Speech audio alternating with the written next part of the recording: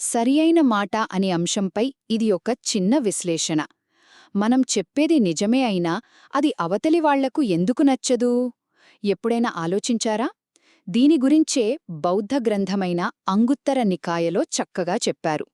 అసలు విషయమేంటంటే మనం చెప్పే కంటెంట్ ఎంత ముఖ్యమో వినేవాళ్ల మైండ్ సెట్ కూడా అంతే ముఖ్యం.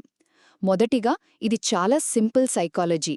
ఒకరిలో ఉన్న మంచి గుణం గురించి మాట్లాడితే వాళ్ళు హ్యాపీగా ఫీలవుతారు కదా.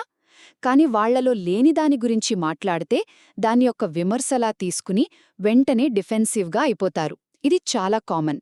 ఇక రెండవది, ఇక్కడొక ఇంట్రెస్టింగ్ పాయింట్ ఉంది.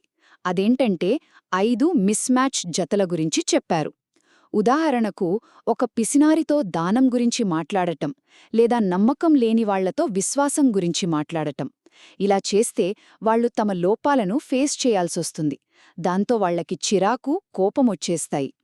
సరే, మరి దీన్ని ఎలా డీల్ చేయాలి? అదే మన చివరి పాయింట్, నైపుణ్యంతో మాట్లాడటం. అంటే మాట్లాడే ముందు అవతలి వ్యక్తిని కొంచెం అర్థం చేసుకోవాలి.